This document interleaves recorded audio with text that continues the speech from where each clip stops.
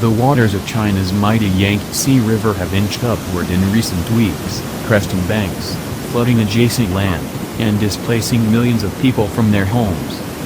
Parts of China's Three Gorges Dam, the world's largest hydroelectric power station built in 2003 to tame the Yangtze, were deformed by the surge.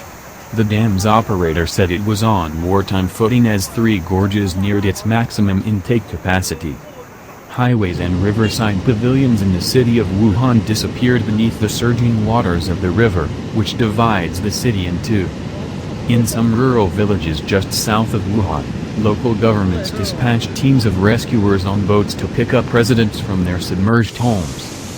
Fed by torrential rains, the flooding threatened to unleash humanitarian and economic catastrophe on the 480 million residents and sprawling metropolises, Shanghai, Wuhan, Chongqing, that sit in the Yangtze's 700,000 square mile basin, an area that accounts for 1/3 of China's annual economic output.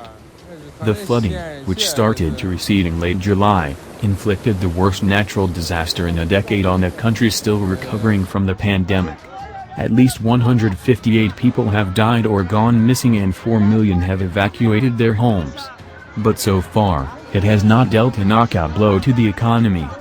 In fact, Li Yao, a fellow at the East Asia Institute at the National University of Singapore, estimates in preliminary research that the 2020 flood will shave 0.17% from China's 2020 GDP, far less damage than in previous crises.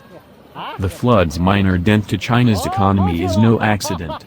In recent years, Beijing has nurtured new wetlands and built new dams to counter such threats.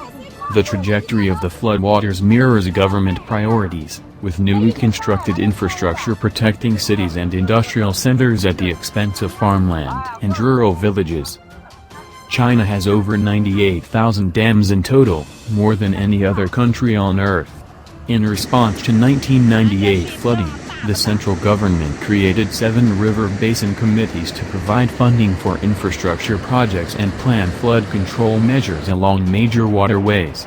The initiative doubled down on China's reliance on its vast network of dams along the Yangtze and its tributaries, the most direct method Beijing uses to control floods and insulate cities. The strategy was on display on July 19, when authorities in central China's Anhui province opened sluice gates of the Wangjiaba Dam, a move that protected cities and more populous areas downstream but flooded acres of farmland and forced the immediate evacuation of thousands of rural residents.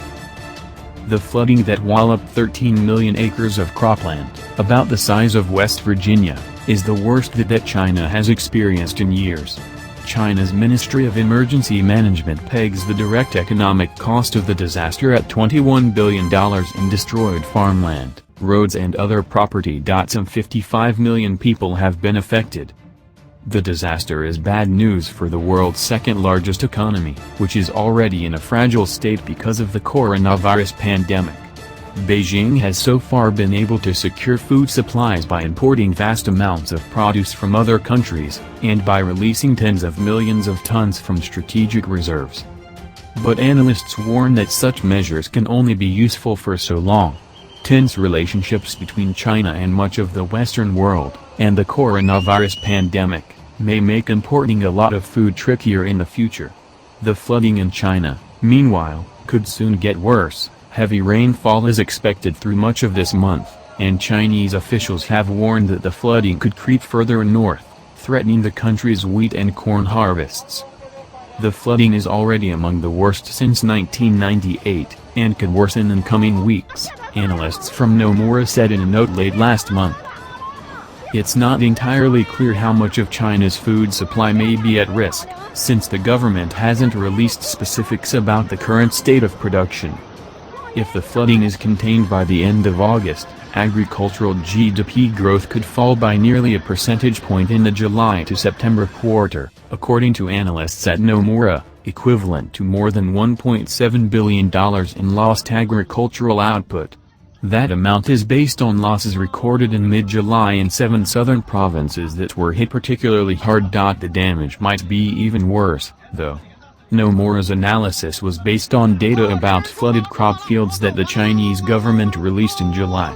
Since then, the amount of cropland that has been damaged has roughly doubled, according to China's Ministry of Emergency Response. Damage estimates released by analysts also don't include the potential loss of wheat, corn or other crops, which could be threatened should the flooding spread. It's clear that authorities are troubled. Chinese President Xi Jinping recently surprised farmers in northeastern Jiangnan province with a televised visit.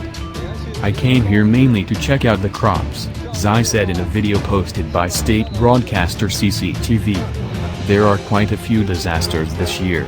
I'm concerned about how crops are growing here in the northeast." Xi has good reason to visit the area. Northeastern China produces more than 40% of the country's soybeans and a third of its corn, both vital to the food supply chain, since they are fed to livestock and poultry. China uses more soybeans than any other country in the world, and it's only behind the United States in corn consumption.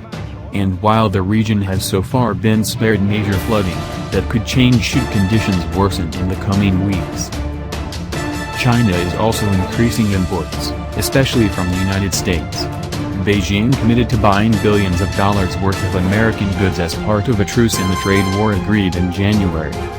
In the first 6 months of the year, China imported nearly 61 million tons of grain, up 21% from a year earlier, according to the most recently available Chinese customs data. Corn imports jumped 18% from a year ago, while purchases of soybeans and wheat also increased. The United States, Brazil, Ukraine and France were among the biggest exporters.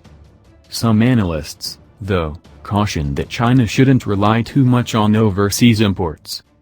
The trade relationship between Beijing and Washington, for example, could create uncertainty for China's food supply chain should U.S. authorities cut off or heavily tax those imports, according to analysts from Chinese research firm Tang Securities. The United States exported more than 9 million tons of soybeans, roughly 100,000 tons of wheat, and nearly 65,000 tons of corn to China in the first half of 2020, making it a top trading partner, according to the most recently available Chinese customs data.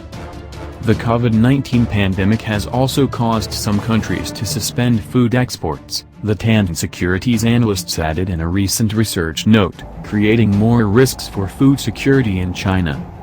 The analysts suggested a few options for China to increase food production, including to loosen restrictions on the production of genetically modified crops.